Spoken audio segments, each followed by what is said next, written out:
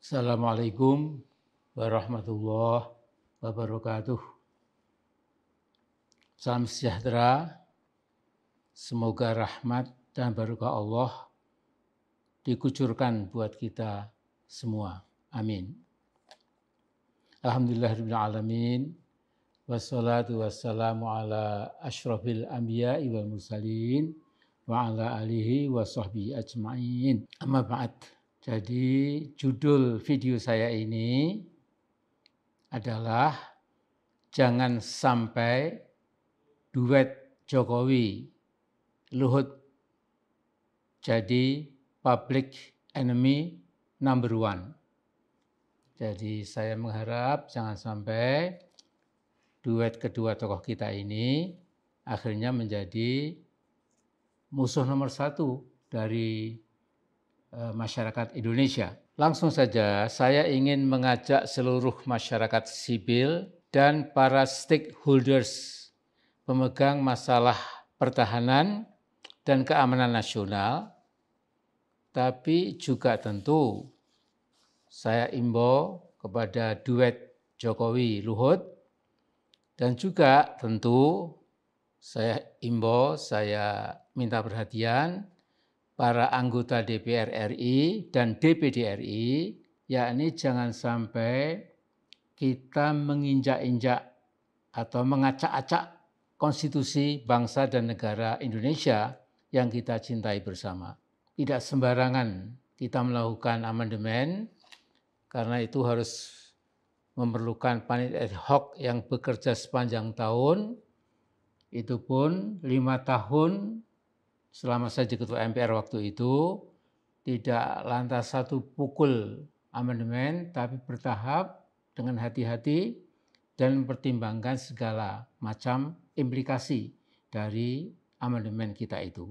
Nah, jangan pernah kita menjadi bangsa seperti bangsa yang maaf bodoh sampai merusak aksara dan jiwa atau amanah konstitusi. Jadi Al-Quran mengingatkan, janganlah engkau menjadi seperti perempuan yang merusak tenunan atau anyaman yang sudah dibuat kokoh, kemudian menjadi tercabik-cabik berkeping-keping. Wala takunu kallati naqadat ghazlaha min ba'di quwwatin angkatha. Jadi pasal 7 konstitusi kita menyatakan dengan tandas jelas dan tidak berwahyu arti, tidak berganda arti, yakni 22 kata, Presiden dan Wakil Presiden memegang jabatan selama 5 tahun dan sesudahnya dapat dipilih kembali dalam jabatan yang sama hanya untuk 1 kali masa jabatan. Nah, saya ingin mengingatkan jauh sebelum mahasiswa UI menjuluki Pak Jokowi sebagai King of Lip Service, sudah ada peringatan dari para intelektual kita, dari LIPI, tapi juga dari universitas-universitas terkemuka, termasuk Universitas Pelita Harapan yang diwakili Cipta Lesmana waktu itu. Kemudian juga tokoh-tokoh pemikir ketatanegaraan. Saya nggak bisa nyebut semuanya, tapi mungkin yang agak menonjol dan kita ikuti terus adalah Refli Harun, apalagi Rocky Gerung yang selalu meraung-raung untuk terus menyampaikan pesan-pesan publik yang mestinya harus ditangkap oleh duet Jokowi Luhut itu. Juga banyak jurnalis pejuang seperti Mas Hersu dan lain-lain. Nah, saya akan mengatakan bahwa yang concern, yang prihatin, yang menaruh perhatian dengan segala keprihatinan itu juga termasuk para jenderal purnawirawan yang tetap mengkritisi performance rezim Jokowi Luhut. Juga kelahiran KAMI yang mengingatkan rezim Jokowi LBP supaya down to earth. Koalisi Aksi Menyelamatkan Indonesia mengingatkan antara lain adalah oligarki yang sesungguhnya telah terlalu jauh menguasai bangsa kita. Walaupun sedikit ada catatan mengapa KAMI sekarang sedikit low profile. Jadi kalau saya boleh mengingatkan, please don't lose the momentum. and don't lose hope either. Ya, karena saya merasa momentum perubahan sudah sangat tinggi. Saya masih ingat dengan segar, ya, setelah Jokowi berkuasa sekitar 4 tahun, pada periode pertama, banyak pihak yang mencatat ada puluhan janji kampanye yang kebanyakan merupakan janji kosong belaka. Jadi mereka berkesimpulan Jokowi telah menjadi semacam, ya ini istilah saya, cuma mereka tidak membuat itu, tapi bisa saya berikan, mungkin kalau mereka berapat bersama-sama, pantas Pak Jokowi itu disebut sebagai King of Broken Promises. Jadi bukan sekedar King of Lip Service. Jadi mereka mencatat antara lain di samping puluhan missed and broken promises itu, ya, yang pertama keinginan kedaulatan pangan tidak tercapai sama sekali. 2, katanya akan menciptakan lapangan kerja 10 juta, juga nowhere. 3, pertumbuhan ekonomi 7%, ini juga mengawang-awang. 4, mengganti petroleum dengan gas dalam tempo 3 tahun, tidak jadi kenyataan. 5, membeli kembali Indosat, ini juga sudah jadi impian belaka. 6, Pertamina akan diperkuat sehingga mengalahkan Petronas, ini juga mimpi di siang hari. Kemudian yang ke-7, membangun 50.000 puskesmas, kita tahu ya hasilnya tidak seperti yang dikatakan, ya. Kemudian ini yang lebih berat lagi, ya, sudah janji tidak akan nambah utang, luar biasa. Ya. Kita tahu sekarang kita dililit utang sampai 7.000 sekian triliun, itu pun yang dilaporkan, sesungguhnya mungkin wallahu alam, kita tidak tahu. Ya. Yang ke-9, tidak boleh lagi mengimpor daging, mengimpor ini dan itu, ya. Yang diakui Jokowi kemarin ternyata impor dari berbagai kementerian itu ya sudah, maaf istilahnya mungkin udah gila-gilaan, ya, istilahnya agak kasar. Ya. Kemudian yang ke-10, tidak akan menaikkan tarif listrik dan juga tarif BBM. Ya, ini juga khayalan. Ya. Kemudian membentuk kabinet para ahli, ya, second kabinet, bukan bagi-bagi kekuasaan untuk balas budi. Ya. Tetapi yang terjadi sebaliknya, ya. Jadi kekuasaan dibagi-bagi untuk memberikan balas budi kepada para pendukungnya. Ya. Karena itu jangan kaget kalau sebagian besar para menteri memang berkualitas second rate, ya, KW2. Ya. Kemudian juga mengatakan akan menuntaskan pelanggaran HAM masa lalu. Ini pun juga tidak terjadi. Ya. Yang 13 akan memperkuat persatuan bangsa. Bukan membelah bangsa, yang terjadi adalah membelah bangsa. 14 akan membuat ekonomi Indonesia meroket, ya. Kejadiannya nyusup. 15 akan merangkul suku bangsa Papua seperti anak bangsa lainnya. Terjadi diskriminasi yang terasa sekali, ya, di masyarakat suku bangsa Papua. Ya. Nah, ada lagi misalnya, ya, yang dikatakan, ya, akan tunduk pada konstitusi. Ya. Tapi sekarang mengutak-atik konstitusi, ya, hanya karena keserakahan politik, hanya ingin bertahan lagi, ya, ingin menjadi penguasa yang merasa paling ampuh dan lain-lain. Ya. Nah, saudara sekalian, karena itu saya ingin mengingatkan bahwa di samping Jokowi, Luhut sesungguhnya memang tidak kompeten, ya, tidak kompeten, terutama Jokowi. Ya. Seperti dikatakan pengamat asing, bahkan Pak Jokowi itu katanya man of contradictions. Ya. Kalau saya bilang man of self contradiction. Ya. Jadi dirinya pun juga ada pertikaian di dalam dirinya itu, ya, semacam skizofrenia. Ya. Omongannya ada di satu pulau, tapi perbuatannya, tindakannya ada di pulau lain. Ya.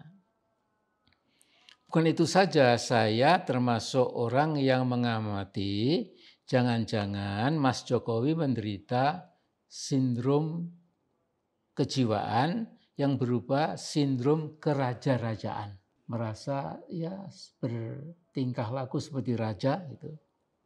Jadi presiden kita ini presiden republik, tetapi seringkali perilakunya bernuansa seperti raja walaupun raja kecil-kecilan.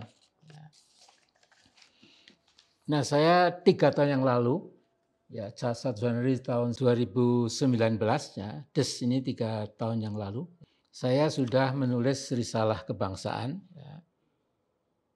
Tema besarnya hijrah, ya.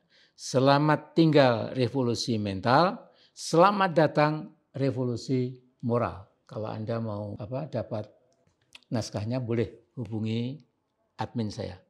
Nah, di sini saya mencoba mencari tahu apa ya sebabnya Mas Jokowi ini presiden tapi kok kadang-kadang seperti raja kecil, tidak pernah minta maaf, ya. Kemudian kalau dilulukan oleh rakyatnya atau sebagian rakyat di pinggir jalan, lantas sepertinya sudah lupa diri, ya. Kemudian bagi-bagi lempar-lempar entah kaos, entah saya nggak tahu, ya. Kadang-kadang mungkin juga uang, wallahu alam, ya, amplop dan lain-lain, ya. Nah, saya mengamati ketika Jokowi usai dilantik jadi presiden pada 20 Oktober 2014, dia melakukan kirap dengan mengendarai kereta kencana dari Bundaran HI menuju Istana sambil menyapa ribuan rakyat yang eluk-elukannya. Waktu itu saya berpikir agaknya dalam diri Pak Jokowi ada semacam sindrom keraja-rajaan, misalnya menyukai kereta kencana. Nah, pengamatan saya itu menjadi benar ketika dia ngunduh mantu, apalagi ketika mengawinkan anak perempuannya. Ya, Jokowi benar-benar bergaya Pak seorang raja, bukan gaya presiden sebuah republik. Surat edaran Menteri Pemberdayaan Aparatur Negara dan Reformasi Birokrasi yang berisi larangan bagi pejabat untuk menggelar resepsi pernikahan secara mewah dan tidak boleh mengundang lebih dari 400 undangan. Jadi itu menterinya sudah membuat peraturan itu, tapi tidak berlaku buat Pak Jokowi.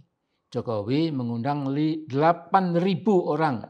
Di samping katanya ada ribuan lagi relawan yang akan datang tanpa undangan. Nah, sindrom keraja-rajaan Jokowi nampak jelas ketika dia bersama para menteri yang jadi panitia acara perkawinan anak perempuannya, yaitu mengadakan perhelatan pernikahan 3 hari berturut-turut di Medan, Sumatera Utara. Kemarin saya lihat videonya itu luar biasa, iring-iringan kereta kencana, kemudian sudahlah Anda lihat sendiri. Nah, 7 kereta kencana, 14 kuda poni, 23 sais atau kusir, dan kru didatangkan dari Solo. Bagaikan cerita klasik, setiap raja yang mengawinkan anaknya biasanya mengadakan pesta 7 hari 7 malam, karena hanya raja kecil, ya, atau seperti raja, pesta pernikahan yang digelar Jokowi hanya 3 hari 3 malam.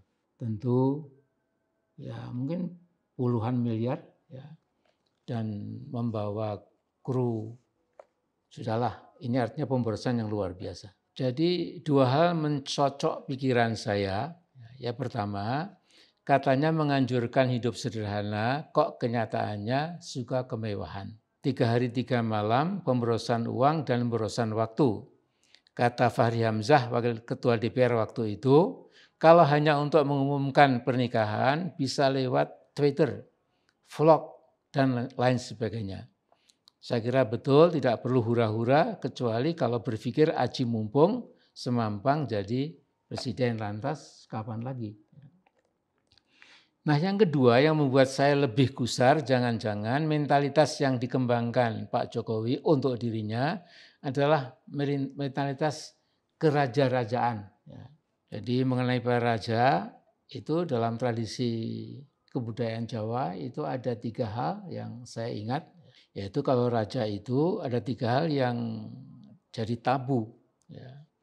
Jadi pertama, berlaku adagium ojo di DCI, jangan didahului.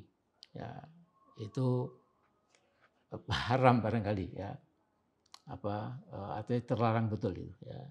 Kemudian ojo diungkuli, ya jangan diatasi, ya jangan sampai ya diungguli. Dan yang ketiga, ojo diwarai, jangan digurui.